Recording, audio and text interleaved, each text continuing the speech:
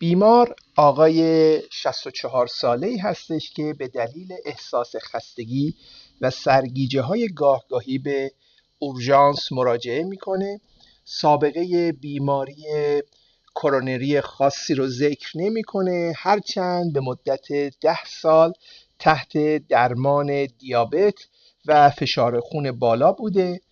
داروی بیزوپرولول 5 میلی گرم در روز استفاده می‌کرده به همراه داروی والزارتان 160 میلی گرم 2 بار در روز. سایر آزمایشات در حد نرمال ارزیابی شدند.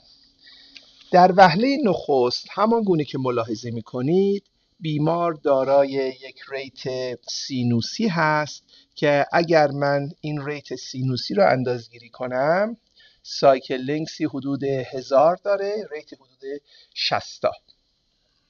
و به صورت 2 to 1 AV بلاک دیده میشه، یعنی از هر دو موج پی یکی به بطن منتقل میشه و اون موج پی که به بطن منتقل میشه دارای یک پی آری حدوداً 462 میلی سکند هستش.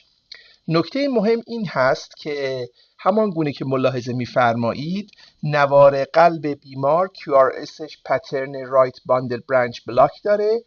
و انحراف محور واضحی هم دیده نمیشه و تقریباً لید 1 و AVF نشون میدن که بیمار احتمالاً محورش در محدوده نرمال هستش. اما با توجه به اینکه بیمار تحت درمان با بتا بلاکر بوده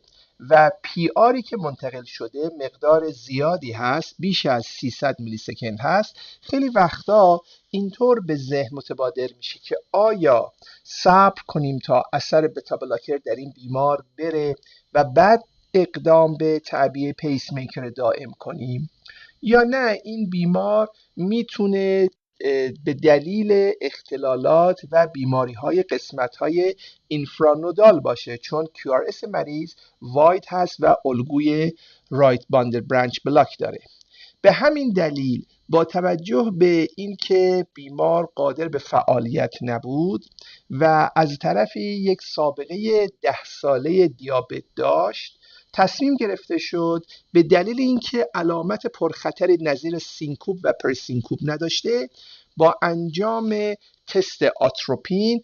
ارزیابی کنیم که منطقه بلاک احتمالاً در ناحیه نودال هست یا در قسمت‌های ساب نودال، به این معنا که آیا صبر کنیم تا اثر بتا بلاکر بره و به اون مربوط هست یا نه بیمار دارای اختلالات اینفرانودال هست و زودتر نسبت به تعبیه پیس میکرش اقدام بشه. یادمون باشه که دادن آتروپین در بیمارانی که بلاک دارن و ما جهت ارزیابی لول بلاک از آتروپین استفاده میکنیم چنانچه علامت پرخطری نظیر سینکوپ داشته باشن، دادن آتروپین منع شده، چون میتونه افزایش ناگهانی ریت سینوس سبب تشدید بلاک و ایسیستولی در بیمار بشه.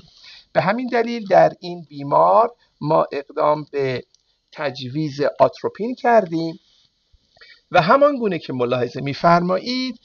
آتروپین سبب شده که ریت دهلیزی بره بالا، یعنی پی پی اینتروالی که حدود 1000 بود به 600 کاهش پیدا کرده، یعنی ریتی حدود 100 تا در دهلیز داره تولید میشه. اما نکته مهمتر این هست که اکنون امواج پی هیچ گونه ارتباط مشخصی با QRS ندارند، یعنی بدون اینکه RR اینتروال تغییر کنه شما شاهد عدم ارتباط امواج پی با QRS هستید. به این معنا که بلاک از لول 2 یعنی 2 to 1 AV بلاک تبدیل شده به کامپلیت هارت بلاک. بنابراین آتروپین با کاهش اثر واگ سبب شده تا لول بلاک شما تشدید پیدا کنه. این نشان دهنده وجود اختلال در قسمت‌های سابنودال هست، به این معنا که بیماری میتونه در ایوی نود هم باشه اما محل اصلی بیماری در قسمت‌های هیس، اینتراهیس و اینفراهیس هستش و به همین دلیل هم این بیمار دیگه جای تعلل نداره و نمیخواد صبر کنیم تا اثر بتا بلاکر بره. به دلیل بیماری سیستم هیسپورکینج در این بیمار باید پیس میکری تعبیه بشه که با توجه به نرمال بودن اکوکاردیوگرافی و اجکشن فرکشن حدود 55% جهت این بیمار یک پیس میکر دائم دو حفره‌ای تعبیه شد. همیشه یادمون باشه که در افتراق لول بلاک میشه از مانورهای متفاوت نظیر تجویز آتروپین و یا انجام ماساژ سینوس کاروتید و یا تست ورزش بهره ببریم که جهت تصمیم گیری برای این بیماران به صورت سریعتر به کار میره و میتونه جایگزینی برای انجام تست الکتروفیزیولوژی یا EPS در این بیماران تلقی بشه. امیدوار هستم که این کیس به شما تا حدودی نحوه افتراق در لول‌های مختلف بلاک رو یاد داده باشه. خواهش میکنم قبل از اینکه این ویدیو به پایان برسه مطالبی که در ارتباط با این بیمار مطرح شده رو مرور بفرمایید